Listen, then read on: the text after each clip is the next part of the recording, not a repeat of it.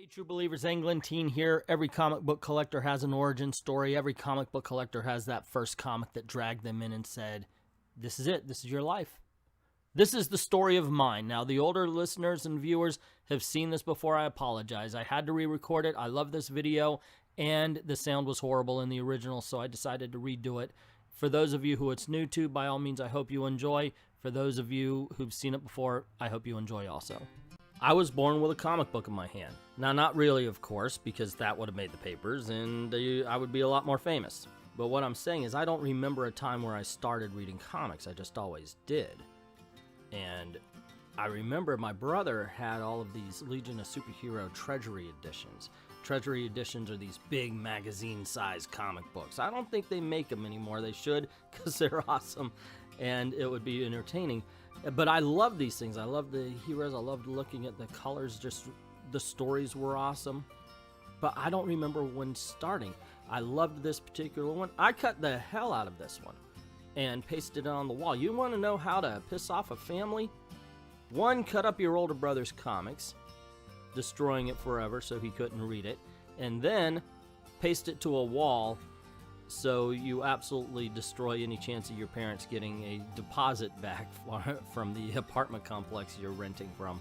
And even though I would say Wildfire was my favorite superhero at the time, and Pulsar Stargrave, yeah, that Pulsar Stargrave, ladies and gentlemen, was my favorite villain, I can't really say I was a collector at the time. However, when we went to the library, I do remember picking up a lot of the Golden Age collections. They would have these books filled with Golden Age stories, and they were interesting, colorful, entertaining. Give me the Spectre. Love the Spectre, the Flash. And my favorite was Plastic Man. Easily Plastic Man's the best of the Golden Age. When I was a little kid, of course. But even though I love these Golden Age characters, I can't really say they made me into a comic book collector. I mean, I loved reading them, but when I had my own money, I went out and I bought the Harvey comics, the Richie Rich, the Casper, Little Devil. These are the ones I searched for, and I lived for it. I loved going to the shop and go to try to find any of these characters. They were entertaining. I didn't even know about the comic collector mindset until my brother and his friends were forced to take me to a comic shop, Enterprise 1701. I had $1 in my hand, and I picked myself up Justice League of America, number 153, because I knew that Ultra was going to join Pulsar Stargrave in the pantheon of greatest villains ever. And then one day I carried a wagon full of bottles to the stop and go, and I saw that they had a sale on comic books on their comic book racks, a lot of old comics. Now this is something that kids today don't know about. You know, you gather a whole bunch of bottles, they give you a dime for every one.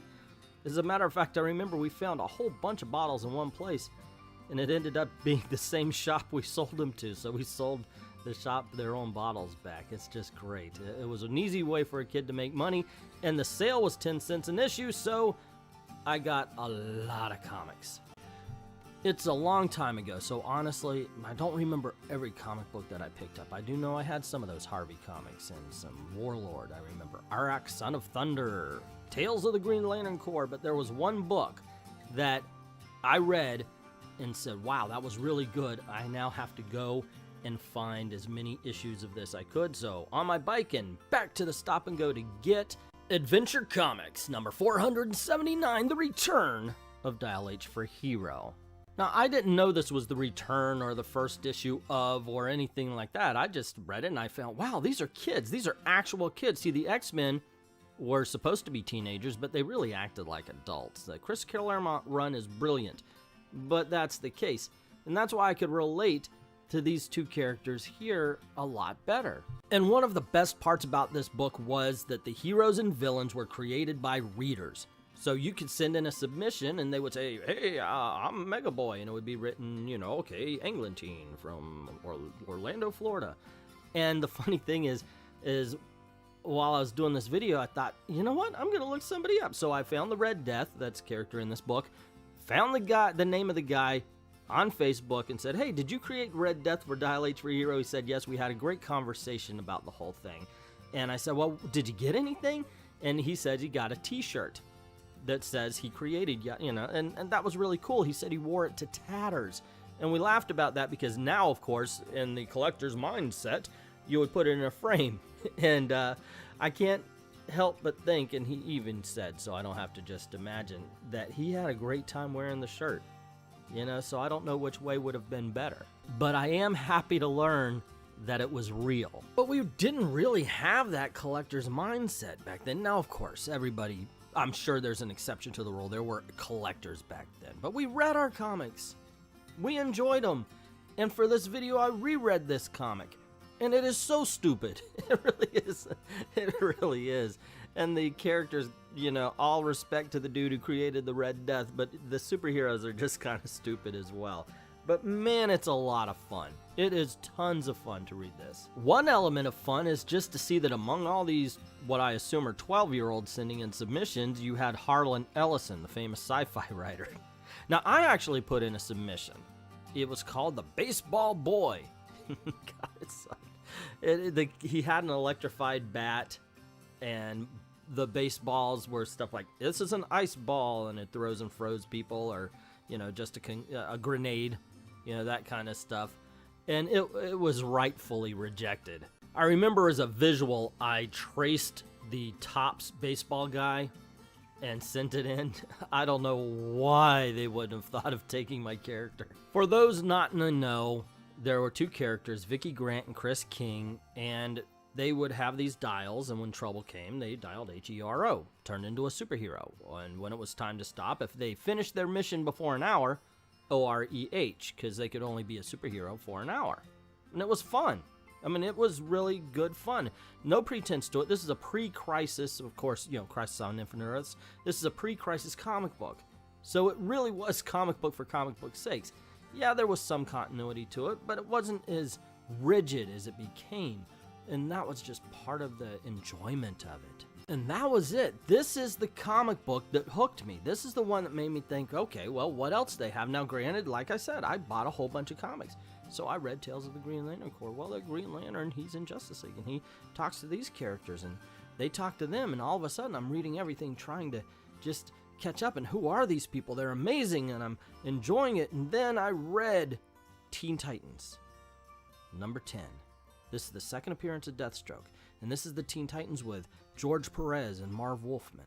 There were killer toys, I remember, and mind you, I'm not looking it up because I really want to focus on this book, the one that started it for me. The Dial H for Hero was really the one that hooked me. Now, granted, like I said, Teen Titans got me onto the boat, but this was the one that hooked me, and I wanted to focus on this. However, man, like I said, you gotta respect your roots, and the George Perez, Marv Wolfman Teen Titans, that's as much to do with it as anything else. Cyborg, Robin, Kid Flash, Starfire. Dang, talk about something that kind of can affect a preteen kid. But anyway, yeah, this is the one that started me off. That made me just want to continue to get the next issue, the one after that, the one after that. And in all honesty, if you're tired of the politics and the cynicism in comic books today, by all means, go for a pre-crisis. Seriously, you get a lot of these really cheap, and they are entertaining and they're enjoyable. Get the Dial H for Hero and enjoy a whole bunch of superheroes made by a bunch of young, silly kids, except for the Silver Fog in this issue, which was created by famous sci-fi writer Harlan Ellison. I think that's just freaking brilliant, by the way. I can only imagine that they didn't have enough submissions, so he jumped in. I never knew a time, as I said before, that I wasn't reading comic books. And I'm very happy about that. I'm very happy about my upbringing. And yes, I went through the whole thing with the parents saying, well, you gotta read some novels. I'm glad they did, because by reading those novels, I got an ear and an eye for actual literature. And that's good, because then you can recognize what's good and bad in comic books, because the best comic books are written like that. And in the end, I'm very happy and very glad that I took that wagon of bottles to the Stop and Go and got a big stack of comics, because that, like I said, may have gone any other direction. I do remember when I rode my bike back to get the other issues, it was raining.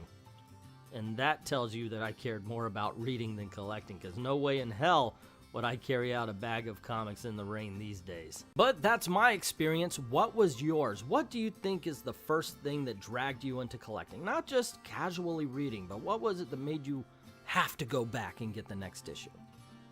And if you do have a casual reading beginning, let me know about that. I told you mine, tell me yours. And let me know in the comments below. Don't forget to click like and share, subscribe, make sure that your notifications are on all notifications, and ring that bell.